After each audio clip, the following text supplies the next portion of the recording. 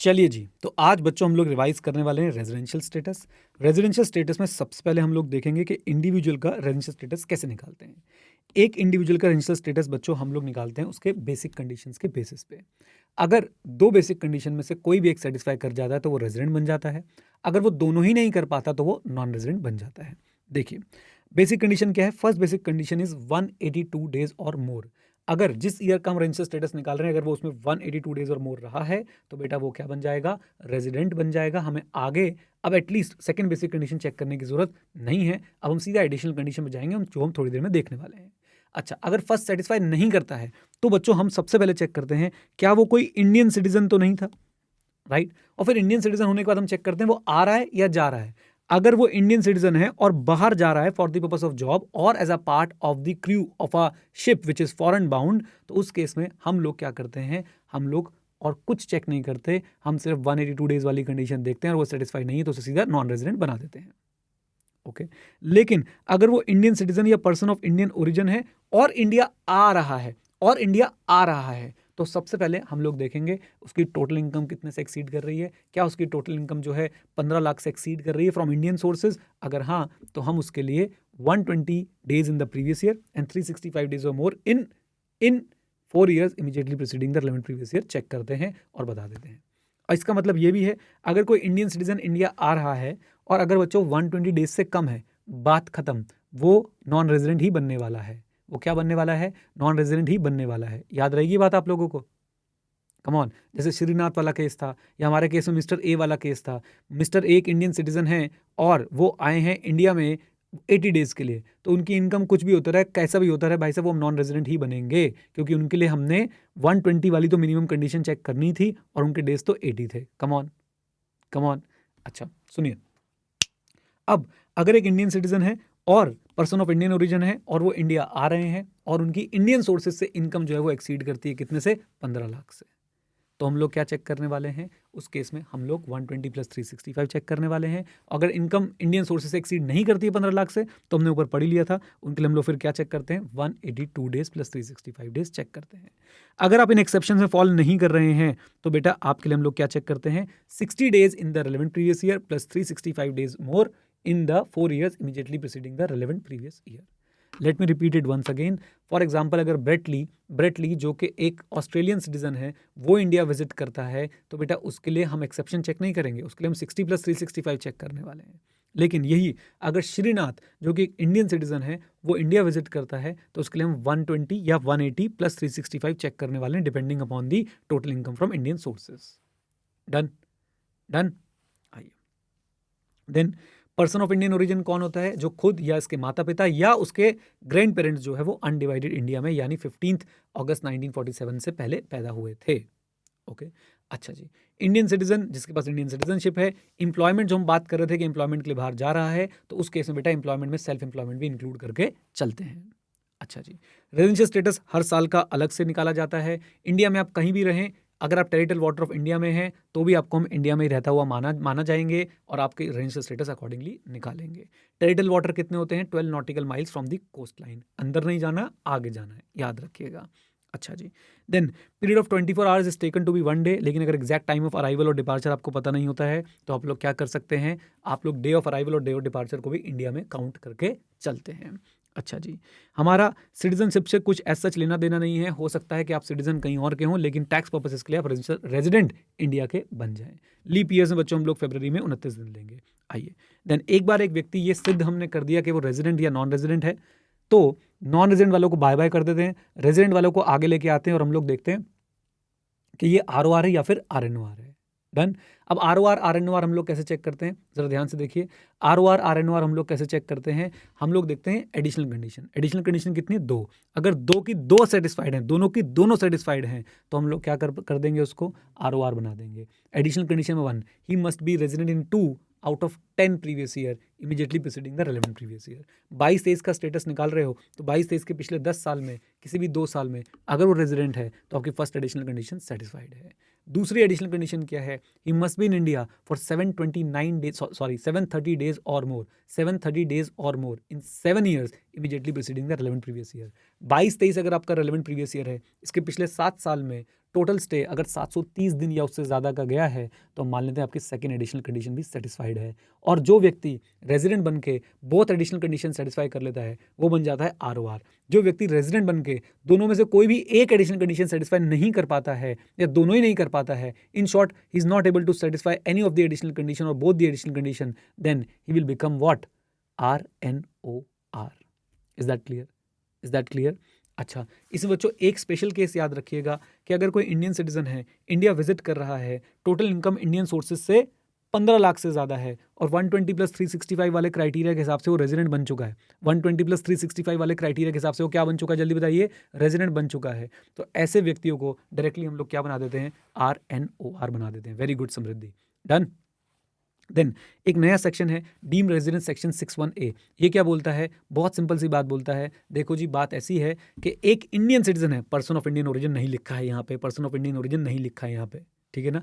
एक Indian citizen है, right, उसकी इंडियन सोर्सेज से इनकम 15 लाख से एक्सीड कर रही है और वो कहीं पे भी लाइबल टू टैक्स नहीं है because of is residential status, तो हम उसे इंडिया का डीम्ड रेजिडेंट मान लेंगे और वो भी RNOR बन जाएगा। बोलिए क्या बन जाएगा? RNOR बन जाएगा। Is that clear? Liable to tax का यही मतलब है कि देखो जी, उसके ऊपर इनकम टैक्स की लाइबिलिटी थी, हो सकता है वो एग्जेम्प्ट कर रखी हो, लेकिन उसके ऊपर इनकम टैक्स की लाइबिलिटी होनी चाहिए। नॉट लाइबल टू टैक्स तभी होगा जब उसके ऊपर लाइबिलिटी ही क्रिएट नहीं हो रही थी because of his residential status. आइए, देन कुछ एग्जांपल्स किए थे बच्चों हमने, इससे काफ़ी क्लैरिटी मिली थी। चैनली वाला एग्जांपल भी काफ़ी अच्छा था हमारा। देन इसके बाद बच्चों हमने एक स्पेशल चीज़ देखी, और स्पेशल चीज़ क्या है कि अगर कोई as a member of foreign bound ship जा रहा है जो इंडिया से बाहर जा रही है, तो उस केस में हम लोग कौन से डेज को एक्सक्लूड करते हैं? तो सिंपल सी बात है, एक कॉन्टिन्यूस डिस्चार्ज सर्टिफिकेट मिलता है। कॉन्टिन्यूस डिस्चार्ज सर्टिफिकेट में जो डेट ऑफ ज्वाइनिंग इन और डेट ऑफ साइनिंग ऑफ होता है, इस पीरियड को इंक्लूडिंग दीज 2 डेज हम लोग एक्सक्लूड करके चलते हैं। इन पीरियड्स को इंक्लूडिंग दीज 2 डेज हम लोग बाहर मान के चलते हैं। जैसे कि हमने क्वेश्चन भी देखा था बच्चों, if I am not wrong, ICAI study mat में आनंद वाला क्वेश्चन था बच्चों, और उस क्वेश्चन में हमारे पास डेट ऑफ ज्वाइनिंग दे रखी थी 6 जून, डेट ऑफ साइनिंग ऑफ दे रखा था 9 दिसंबर। तो 6 जून से 9 दिसंबर तक जो हमारा पीरियड निकल रहा था that is 187 days, including 6 June and 9 दिसंबर हमने इसको एक्सक्लूड किया था और उसके बाद हमने इसे अपने इंडिया डेज निकालने के लिए यूज़ किया था। Come on. तो ये बच्चों CBDT की एक बेसिकली इस पर मैनर प्रिस्क्राइब किया था, वो हमने पढ़ लिया, और इसी तरीके से फिर हमारा number of days to be excluded निकल जाता है। आइए अब आगे रिवाइज कर लेते हैं। हेलो, चलो भाई रिवीजन स्टार्ट कर लो। रिवीजन में बच्चों आज हम लोग बात करेंगे किसके बारे में कि HUF का रेजिडेंशियल स्टेटस जो है वो कैसे डिटरमाइन होता है। बहुत सिंपल सी बात है, HUF का रेजिडेंशियल स्टेटस डिटरमाइन करने के लिए बच्चों आप लोगों को ये बात ध्यान में रखनी है कि उसका कंट्रोल एंड मैनेजमेंट कहाँ पे है। अगर कंट्रोल एंड मैनेजमेंट कहाँ पे है? होली और पार्टली इन इंडिया, रेजिडेंट। अगर control and management Holi outside India, non resident. अब सवाल उठता है कि बाबू ये HUF जो है ROR RNOR बन सकता है क्या? हाँ, सिर्फ इंडिविजुअल और HUF ही है जो ROR RNOR बन सकते हैं, बाकी और कोई भी ROR या RNOR में क्लासिफाई नहीं किया जा सकता है। Is that clear? अच्छा जी, अब HUF ROR कैसे बनेगा? पहली बात वो R बन जाए कि भाई control and management wholly partly in India आ जाए, फिर उसके कर्ता को पकड़ेंगे और कर्ता के ऊपर ROR बनने की 2 एडिशनल कंडीशन लगा के देखेंगे। अगर कर्ता वो दोनों एडिशनल कंडीशन सेटिस्फाई कर देता है, दैट इज 730 डेज और more in 7 years immediately preceding the relevant previous year, और नहीं and he is resident in 2 years out of 10 years immediately preceding the relevant previous year, in that case the HUF will be considered as what? ROR. Is that clear? Now the question arises, sir, control and management कहाँ पे मानेंगे हम लोग? तो बेटा जहाँ पे brain होता है, जहाँ पे डिसीजन होता है, अगर सारे के सारे 100 डिसीजन लिए HUF ने और 100 के 100 ऑस्ट्रेलिया में लिए हैं, तो बेटा मानेंगे कि वो NR है। बोलिए क्या है? NR है। Is that clear? बोल दीजिए। आइए, देन HUF के साथ बच्चों हम बाकी सारे जितने भी पर्सन की डेफिनेशन में लोग आते हैं अदर देन कंपनी, उनका भी रेजिडेंशियल स्टेटस हम लोग ऐसे ही निकालते हैं। बट एक बात ध्यान रखेंगे, क्या बात ध्यान रखेंगे?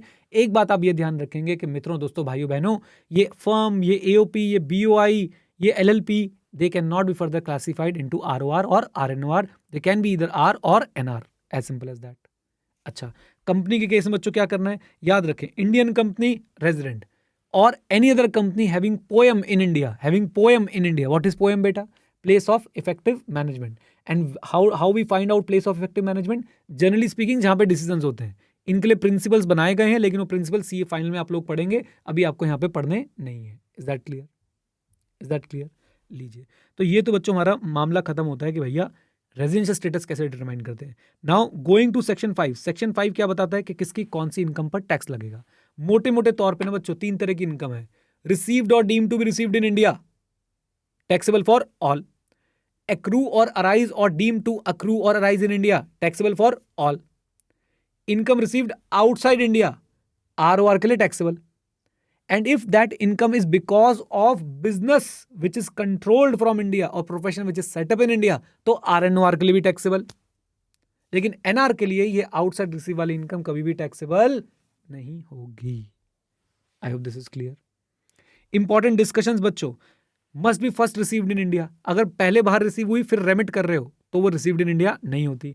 पास्ट अनटैक्स प्रॉफिट है फॉरेन वाले, तो भाई साहब वो भी आपके अब इस ईयर में तो पर्टिकुलरली टैक्सेबल नहीं होंगे। अगर कोई एग्जेम्प्ट इनकम है तो वो किसी के लिए भी टैक्सेबल नहीं होगी। अगर एक बार एक्रूअल के बेसिस पे टैक्स लग चुका है तो आपके पास अब रिसीव के बेसिस पे टैक्स नहीं लगेगा। मिसलेनियस पॉइंट, कोई नॉन रेजिडेंट सी फेरर था, उसे सैलरी मिल रही है for services rendered outside India और उसे एनआरई अकाउंट में सैलरी मिल रही है, तो उसे हम टोटल इनकम के अंदर काउंट नहीं करते हैं।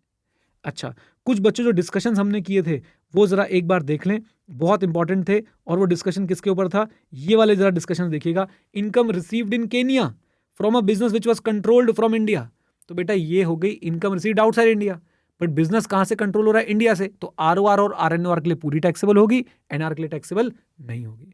इसी के अगले एग्जाम्पल में मैंने बोला था कि भाई साहब income from business in Kenya, अच्छा इसी में अगर बच्चों 50% अगर इंडिया में रिसीव हो रहा था तो एनआर के लिए 50% जो है वो टैक्सेबल हो जाएगा। याद रखेंगे, कम ऑन, आइए। देन इसके बाद बच्चों हमने काफ़ी सारे एग्जाम्पल्स भी करे थे। अब आ जाते हैं जरा यहाँ पे, जरा फोकस करिएगा, बहुत इंपॉर्टेंट बात बच्चों आपके साथ। सेक्शन 9 फिर हम लोगों ने शुरू किया। सेक्शन 9 क्या बताता है, income which is deemed to accrue और अराइज इन इंडिया।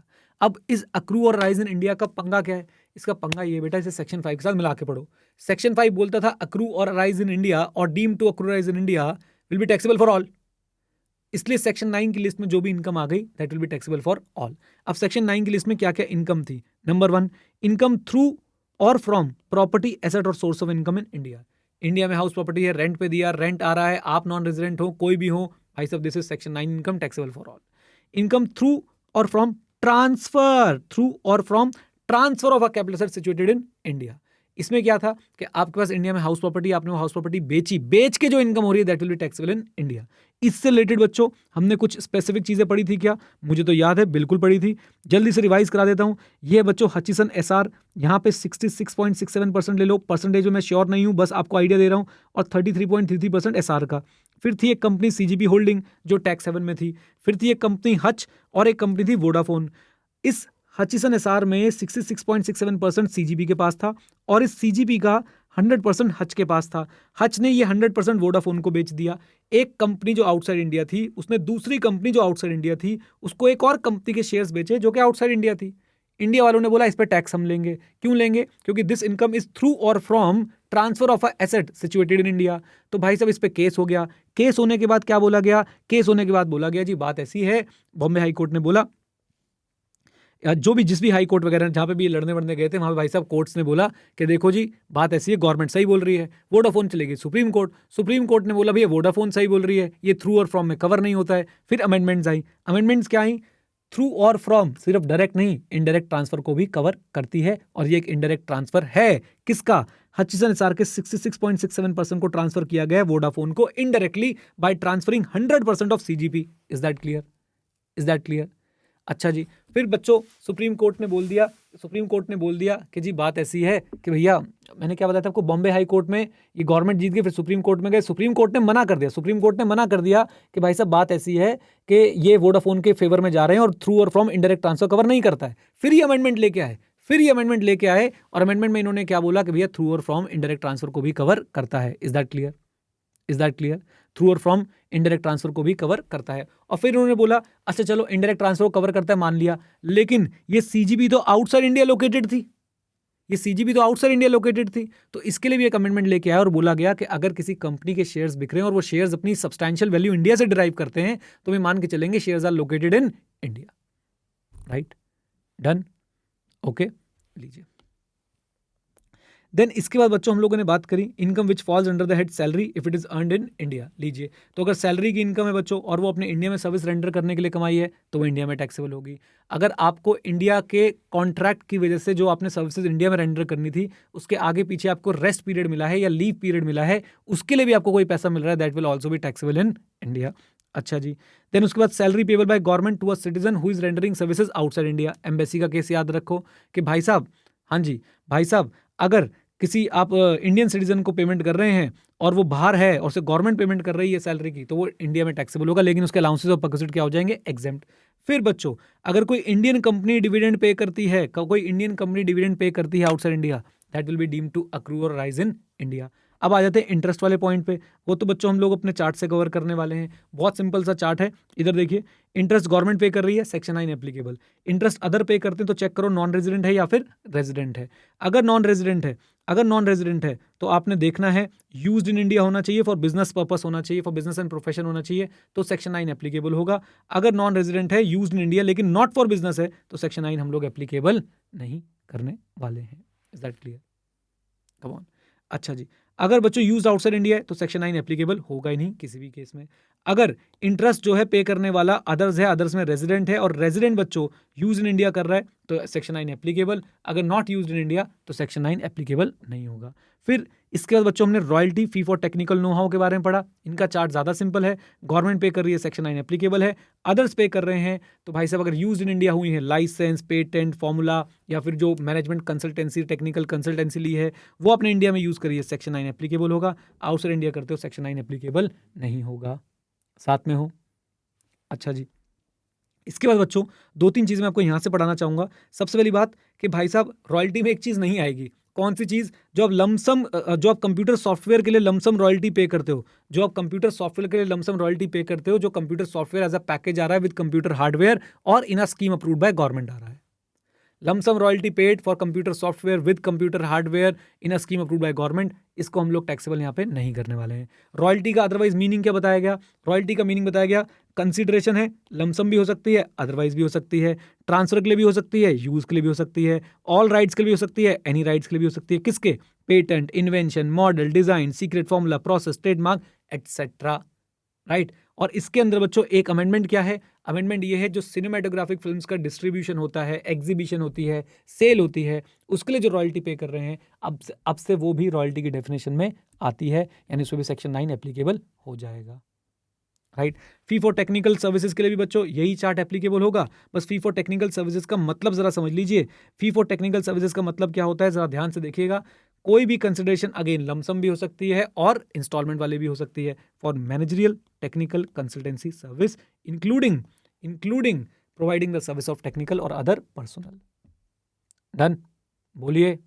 अच्छा, इन तीनों इनकम के लिए बच्चों एक खास बात याद रखिए, ये तीनों इनकम इंडिया में टैक्सेबल होंगी irrespective of the territorial nexus, बंधन हो या ना हो। याद है मलिंगा वाला केस आपने याद रखना है। और यहाँ पे यहाँ पे बच्चों ये लाइन लिख के आना बहुत ज़्यादा ज़रूरी है कि देखिए इन तीनों केसेस में आपकी इनकम इंडिया में टैक्सेबल हो सकती है, वेदर और नॉट नॉन रेजिडेंट का कोई रेजिडेंस, प्लेस ऑफ बिजनेस या बिजनेस कनेक्शन इंडिया में है या नहीं, नॉन रेजिडेंट ने जो सर्विसेज रेंडर करी हैं वो इंडिया में करी हैं या नहीं।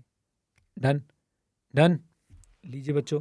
देन उसके बाद सिंपल सी बात, गिफ्ट अगर इंडिया से कोई बाहर दे रहा है और वो गिफ्ट मनी का गिफ्ट है और वो 50,000 से ज़्यादा जा रहा है तो भाई साहब वो भी deem to accrue as in India हो जाएगा। ओके, नेक्स्ट पार्ट में बच्चों हम लोग बिजनेस कनेक्शन को जो है रिवाइज कर लेंगे, फिर हमारा चैप्टर की रिवीजन हो जाएगी समाप्त। Okay, bye bye. चलिए जी, तो अब बच्चों हम लोग रिवाइज करने वाले हैं किसको? बिजनेस कनेक्शन को। तो बिजनेस कनेक्शन का पहले तो सिंपल मीनिंग समझिए कि बाहर बिजनेस है, इंडिया में एक एक्टिविटी है, और अगर ये दोनों चीजें कनेक्टेड है तो हम इसे बोलते हैं बिजनेस कनेक्शन। बिल्कुल सिंपल लैंग्वेज। इन शॉर्ट, बाहर चलते हुए बिजनेस का इंडिया में कोई एक्टिविटी हो रही है उसे हम बिजनेस कनेक्शन बोलते हैं। हम इस केस में क्या उस पूरे बिजनेस की इनकम टैक्सेबल कर देते हैं इंडिया में? Come on, answer is no. हम उस केस में सिर्फ वही इनकम टैक्सेबल करते हैं which is attributable to India. Done? Done? अच्छा जी। अब इसके बाद बच्चों, इसके बाद हमने क्या देखना है? इसके बाद हमने बच्चों को स्पेशल केसेस देखने। और स्पेशल केसेस क्या है? सबसे पहली बात, बिजनेस कनेक्शन के अंदर क्या क्या आता है? अगर कोई बिजनेस एक्टिविटी हो रही है through a person who is acting on behalf of NR, वो भी बिजनेस कनेक्शन है। डन? मैं दोबारा रिपीट करता हूं, अगर कोई बिजनेस एक्टिविटी हो रही है in India through a person who is acting on behalf of NR, वो भी बिजनेस कनेक्शन है। राइट। अब जरा ध्यान से देखिए, क्या कैरेक्टरिस्टिक होंगी उस पर्सन में जो एनआर के बिहाफ पे एक्ट कर रहा है कि हम बिजनेस कनेक्शन मान लेंगे। नंबर 1, उसके पास अथॉरिटी होनी चाहिए। हमने इसका तो पूरा शॉर्ट नोट भी बनाया था, याद है ना आपको। उसके पास क्या होनी चाहिए? अथॉरिटी होनी चाहिए। अथॉरिटी किस बात की? वो एनआर के बिहाफ पे कॉन्ट्रैक्ट कर पाए। कॉन्ट्रैक्ट किस चीज के? जो एनआर के पास गुड्स हैं उनके ट्रांसफर के, या उनके यूज के राइट्स देने के, या फिर किस चीज के? Provision of service on behalf of NR. अच्छा, अगर अथॉरिटी नहीं है तो भी हम मान लेंगे बिजनेस कनेक्शन है, अगर यहां बैठा व्यक्ति एनआर के लिए स्टॉक्स मेंटेन कर रहा है, उससे डिलीवरी कर रहा है रेगुलर बेसिस पे, अगर वो एनआर के लिए ऑर्डर सिक्योर कर रहा है। Done done. For example, mister A is securing order on behalf of Mr. X, who is a non-resident, then there is business connection between Mr. X and Mr. A. That's it. Done. आइए, तो ये part बच्चों हमने यहां से cover किया। उसके बाद हमने बोला नहीं, अभी भी भाई साहब, अभी भी आत्मा को शांति नहीं मिली है, अभी भी आत्मा को शांति नहीं मिली है। और अब हम लोग कौन सा पॉइंट लेके आएंगे? पेंसिल कहाँ चली गई नालायको मेरी, जरा ढूंढने दो। हाँ, मिल गई। हाँ, अब हम कौन सा पॉइंट लेके आए? ये कॉम्प्लिकेटेड वाला पॉइंट। इस कॉम्प्लिकेटेड वाले पॉइंट में क्या था बच्चों? आओ यहां से देखो, यहां से देखो। मिस्टर ए मिस्टर एक्स के बिहाफ पे ऑर्डर सिक्योर करते थे। एक्स और ए का तो बिजनेस कनेक्शन स्टैब्लिश था ही। वाई ने भी आके कुछ ऑर्डर प्लेस करे, एक्स ए ने वो भी एक्सेप्ट कर लिए। अब वाई और ए के बीच की एक्टिविटी को भी हम बिजनेस कनेक्शन मान लेंगे अगर एक्स वाई को कंट्रोल करता है, या वाई एक्स को कंट्रोल करता है, या एक्स और वाई कॉमनली कंट्रोल्ड है by miss ji. Done. Come on. आइए, देन इसके बाद बच्चों ये पॉइंट हमने शुरुआत में पढ़ लिया था कि अगर कोई एजेंट है और जिसका इंडिपेंडेंट स्टेटस है, उससे अगर आप कोई एक्टिविटी करवा रहे हैं तो उसको हम बिजनेस कनेक्शन नहीं मानेंगे, यानी कि वो ऑर्डिनरी कोर्स ऑफ बिजनेस में किसी नॉन रेजिडेंट का काम कर रहा है, that will not be considered as a business connection. अच्छा, फिर क्या आएगा बिजनेस कनेक्शन में? सिग्निफिकेंट इकोनॉमिक प्रेजेंस भी बिजनेस कनेक्शन में आएगी। अब सिग्निफिकेंट इकोनॉमिक प्रेजेंस क्या होती है? ट्रांजैक्शन हुई with any person in India, और भाई साहब उसकी जो पेमेंट और एग्रीगेट ऑफ पेमेंट है इन द ईयर एक्सीड कर रही है 2 करोड़। चाहे ट्रांजैक्शन गुड्स के लिए हो, सर्विसेज के लिए हो, डाउनलोड ऑफ सॉफ्टवेयर के लिए हो, किसी भी चीज के लिए हो। ट्रांजैक्शन हुई, इन वर्ड्स को देखिए, ट्रांजैक्शन हुई with any person in India और aggregate of payment exceed ₹2 crore. Done. या फिर हमने क्या किया? हमने सॉलिसिटिंग ऑफ बिजनेस एक्टिविटीज करी है। बेसिकली हमने बिजनेस मांगने की कोशिश करी है, हमने इंटरेक्शन करी है विद यूजर्स इन इंडिया, और वो नंबर ऑफ यूजर्स कितने हैं आपके प्लेटफॉर्म पे? 3 लाख से ज्यादा। कम ऑन, 3 लाख से, should be at least 3 lakh, I should be at least 3 lakh. तो सिग्निफिकेंट इकोनॉमिक प्रेजेंस मान लेंगे। Come on. अच्छा जी, देन इसके बाद कहते हैं कि हम इसे सिग्निफिकेंट इकोनॉमिक प्रेजेंस मानेंगे चाहे एग्रीमेंट इंडिया में साइन हो या ना हो, चाहे नॉन रेजिडेंट का रेजिडेंस इंडिया में हो या ना हो, चाहे नॉन रेजिडेंस का प्लेस ऑफ बिजनेस इंडिया में हो या ना हो, चाहे सर्विस इंडिया में रेंडर की गई हो या ना की गई हो। यानी ये चीजें मैटर ही नहीं करती ऊपर वाली चीजों को सिग्निफिकेंट इकोनॉमिक प्रेजेंस मानने के लिए। कम ऑन गाइस, आइए। देन उसके बाद हमने बोला चलो अब तो शांति हो गई होगी। अच्छा, इस लाइन को बच्चों पढ़ने की जरूरत ही नहीं है, हमें पहले से ही क्लैरिटी है। बिजनेस कनेक्शन होगा तो पूरे बिजनेस की इनकम इंडिया में टैक्सेबल नहीं होगी, सिर्फ वही इनकम टैक्सेबल होगी that is attributable to the operations which are carried out in India. Come on, बोल दीजिए। अच्छा जी, इधर देखिए जरा, इधर देखिए बच्चों। फिर कहते हैं for the removal of doubts, यहां से इन सोर्सेज से जो इनकम होगी आपकी 3 सोर्सेज से, that will be deemed as income from sources attributable और income from operations attributable to India. ये जो 3 तरीके मैं आपको बताने वाला हूं, इनसे अगर आपकी इनकम होती है तो उस इनकम को हम क्या मानेंगे? Deem to be attributable from operations in India, यानी कि ये deem to accrue arise in India होगी, यानी कि इस पे इंडिया में टैक्स देना पड़ेगा। अच्छा, कौन कौन सी इनकम है भाई साहब? वो इंडिया वाले लोगों को एड दिखा के, या इंडिया वाले लोगों से ऐड पे क्लिक करवा के, ऐसी पढ़ना, इंडिया वाले लोगों को ऐड दिखा के, या फिर इंडिया वाले लोगों से ऐड पे क्लिक करवा के। इंडिया वाले लोगों से मतलब क्या है? पर्सन रेजिडेंट इन इंडिया और जिसका आईपीए इंडिया में, IPA located in India. What is IPA? Internet protocol address. अच्छा, दूसरी इनकम क्या है? Income from sale of data collected from person residing in India और जिसका आईपीए लोकेटेड इन इंडिया। तो 2 बातें हो गई, इंडिया वाले इनकम को एड्स दिखा के, इंडिया वाले लोगों को एड्स दिखा के, इंडिया वाले लोगों से एड्स पे क्लिक करा के, इंडिया वाले लोगों का डेटा कलेक्ट करके बेच के, इंडिया वाले लोगों का डेटा कलेक्ट करके बेच के, और फाइनली बच्चों अगर आपने गुड्स और सर्विसेज बेची हैं using the data collected from person residing in India और आईपीए लोकेटेड इन इंडिया, आपने जो डेटा इंडिया से कलेक्ट किया उस डेटा के बेसिस पे जो आपने गुड्स और सर्विसेज बेची हैं उसकी इनकम भी हम लोग मानेंगे is attributable to operations carried out in India. आपने गुड्स एंड सर्विसेज बेचे किसके बेसिस पे? जो डेटा आपने इंडिया से कलेक्ट किया था उसके बेसिस पे। तो हम मानेंगे कि भाई साहब आपकी जो इनकम हुई है इससे वो भी हम मान लेंगे it is because of India. अच्छा जी, लीजिए फिर बिजनेस कनेक्शन में क्या क्या नहीं आता। बिजनेस कनेक्शन में क्या क्या नहीं आता ध्यान से सुनिए। अगर एक नॉन रेजिडेंट नीचे लिखी हुई एक्टिविटीज कर रहा है तो बिजनेस कनेक्शन नहीं है। जैसे कि एक नॉन रेजिडेंट इंडिया में आके गुड्स परचेस करता है for the purpose of export, business connection नहीं है। अच्छा, एक नॉन रेजिडेंट जो है न्यूज कलेक्ट करके बाहर दिखा रहा है इंडिया से न्यूज कलेक्ट करके, तो उससे कोई इनकम होती है तो बिजनेस कनेक्शन नहीं है। सिनेमेटोग्राफ फिल्म्स जो है इंडिया में शूट की जा रही है तो बिजनेस कनेक्शन नहीं है, प्रोवाइडेड दैट इंडिविजुअल के केस में ना वो रेजिडेंट हो ना वो सिटीजन हो, फर्म के केस में कोई भी पार्टनर रेजिडेंट और सिटीजन ना हो इंडिया का, और कंपनी के केस में कोई भी शेयर होल्डर पार्टनर कोई भी शेयर होल्डर रेजिडेंट या फिर सिटीजन ना हो इंडिया का। डन। फिर आखिरी आखिरी पॉइंट बच्चों जो बिजनेस कनेक्शन में नहीं आता वो क्या है, बहुत ध्यान से। अगर कोई फॉरेन कंपनी मेरे साथ, अगर कोई foreign company mining of diamonds में एंगेज है और उस फॉरेन कंपनी की कोई इनकम होती है डिस्प्ले ऑफ, हाँ जी, display of what, uncut diamonds and unassorted diamond से in a specific notified zone, special notified zone, तो उस केस में भी कोई इनकम जो है हम बिजनेस कनेक्शन की नहीं मानेंगे। That's it. बोलिए, लीजिए 7 मिनट 18 सेकंड बच्चों। डन। आइए